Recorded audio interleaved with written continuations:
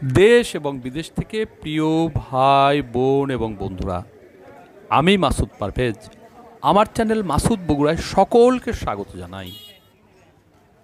প্রিয় বন্ধুরা, আমি বগুড়ার ফত্তালি ব্রিজের রিভিউ দেখাতে আপনাদের সামনে উপস্থিত হয়েছি। আমি ফত্তালি ব্রিজে উপস্থিত হয়েছি।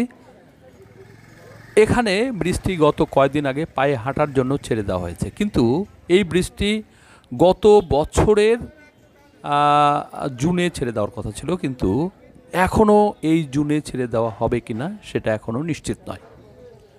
প্রিয় বন্ধুরা, 2023 সালের প্রায় মে মাসে এটা উদ্বোধন বা এটা নির্মাণ কাজ শুরু হয়, কিন্তু আজ পর্যন্ত প্রায় 2 বছর হয়ে গেল, এখন পর্যন্ত সেটা উদ্বোধন হলো না। বারবার সময় চেয়ে তারা সময় পেয়েছে এবং এখানে পর্যাপ্ত শ্রমিক আমরা কখনো দেখতে পারি নাই। এটা 6 মাসের ব্রিজ হওয়ার কথা। এবং আরেকটি বিষয়, সেটা হলো ব্রিজটা খুবই মানে অপ্রশস্ত হয়েছে, কারণ এটা 12 মিটার একটি ব্রিজ, সেখানে 2.5 মিটার করে 5 মিটার থাকবে ফুটপাত, আর যেটা ক্যারেজওয়ে মাঝখানে সেটা প্রায় থাকবে 7 মিটার। অথচ আমি ঢাকা রংপুর যে মানে মহাসড়কের রিভিউ দেই বা সেখানে ব্রিজগুলো আপনারা দেখেছেন যে 9-9-18 মিটার প্রায় ব্রিজ হয়, মানে 2-4 লেন। এখানে যদি 2 লেনও হয় তাহলে তো অন্তত 9 মিটার হওয়ার কথা ছিল, সেখানে 7 মিটার দিয়ে তো লাভ হচ্ছে না। তো এটা অতীতেও 7 মিটার ছিল 1968 সালে, যেটা নির্মাণ করা হয়েছিল এবং প্রায় 50 বছর চলে পরিত্যক্ত ঘোষণা করা হয়েছে এবং তার 5 বছর পরে এটা নির্মাণ কাজ শুরু হয়েছে। ফলে আগেরটাই তো তেমন ছিল।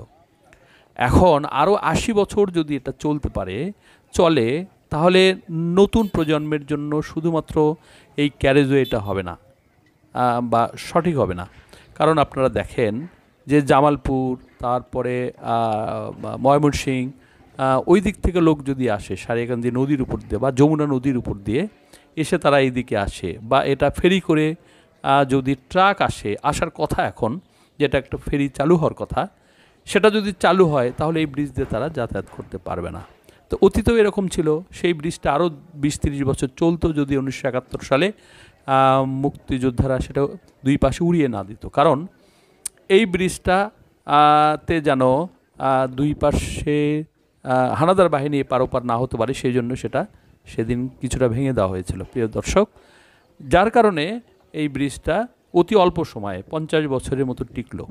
সেইখানে যে ব্রিজটা নতুন উদ্বোধন হতে যাচ্ছে সেটা করা দরকার ছিল 9-9-18 মিটার, কিন্তু সেটা করা হয়নি। যার কারণে আমি ব্রিজ দেখে খুবই মন খারাপ হয়েছে আমার।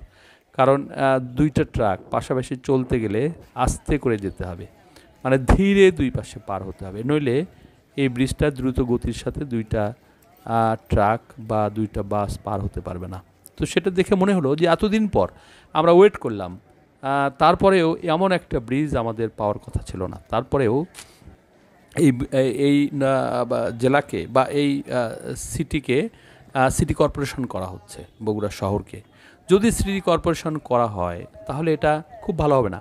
যেমন 12 থেকে 30 লক্ষ লোক যাতায়াত করবে এই পাশ দিয়ে, মাল পরিবহন করবে। সারেকান্দি, গাবতলী, ধুনুট, সোনাতলা এবং গাইবান্ধাতেও এই রাস্তা দিয়ে চলাচল করা সম্ভব সহজভাবে, কিন্তু রাস্তাটা আমার মনে হয়েছে যে অপ্রতুল হয়েছে। যাই হোক, তারপরেও দীর্ঘ 2-2.5 বছর পরে এটা যদি এখন উদ্বোধন হয় সেটা ভালো, কিন্তু গত জুন মাসে হওয়ার কথা থাকলেও, উদ্বোধন হওয়ার কথা থাকলেও, এখন এই জুন মাস পর্যন্ত আমরা সেটা অপেক্ষা করব। ইতিমধ্যেই এটাতে পায়ে হাঁটা মানুষকে ছেড়ে দেওয়া হয়েছে, কারণ আপনারা জানেন যে এটা উত্তর পাশ দিয়ে একটি বা দুইটি বাঁশের ব্রিজ ছিল, সেটা লক্ষ লক্ষ মানুষ এদিক দিয়ে পারাপার হতো। যারা তার ভিডিও আগে দেখেছেন যে কত মানুষ এপার ওপার হয়, এটা খুবই বিস্ময়ের ব্যাপার। এত মানুষ এদিক দিয়ে যাতায়াত করে, তারপরেও তো যানবাহনে যে সমস্ত মানুষ চলাচল করে তারা অন্য ব্রিজ দিয়ে যায়, তারপরেও এখানে কিন্তু অনেক অনেক মানুষ পায়ে হেঁটে যাতায়াত করে, যার কারণে এটা ছেড়ে দেওয়া হয়েছে।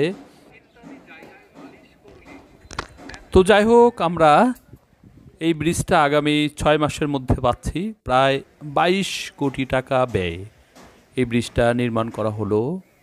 আর কিছু টাকা বরাদ্দ হলে আমাদের আশানুরূপ ব্রিজ হতো। যাই হোক, আমরা ব্রিজটা উদ্বোধন হওয়ার পরে আমাদের সারেগান্ধী, সোনাতলা, গাবতলী, ধুনুটের লোক ভালো করে যাতায়াত করতে পারবে, আমাদের ব্যবসা বাণিজ্যের প্রসার হবে এবং চালপাড়ার মানুষ দীর্ঘদিন ধরে বিপদের মধ্যে ছিল এবং শহরের মানুষ, চালপাড়া আত্মীয় স্বজন অনেক আছে, ব্যবসা বাণিজ্য আছে, গাবতলীর লোক, ধনুটের লোক আসতে পারেনি শুধু এই ব্রিজের জন্য, অনেক ব্যয় বেড়েছে। তো সেদিক থেকে আমাদের এখন সাশ্রয় হবে এবং অত্যন্ত গুরুত্বপূর্ণ বিষয় যেটা হলো দুই পাশে অ্যাপ্রোচ রোড এবং দুই পাশে যে দোকানপাটগুলো আছে, বিশেষ করে অবৈধ বা বৈধ যাই হোক না কেন, সেটা সুন্দর করে সরিয়ে দিয়ে একটি ভালো ফুটপাত যদি দুই পাশে নির্মাণ করে দেওয়া যায় এবং যে সমস্ত দোকানপাট উচ্ছেদ হবে তাদেরকে পর্যাপ্ত টাকা পয়সা দিয়ে অন্য কোনো জায়গায় তাদের যদি জায়গা টায়গা নেওয়া সম্ভব হয়, তাহলে সে পরিবারগুলো বাঁচবে এবং আমাদের ব্রিজটাও ভালো মতো চলবে। প্রিয় বন্ধুরা, আজকে পর্যন্তই, সকলে ভালো থাকবেন। আল্লাহ হাফেজ।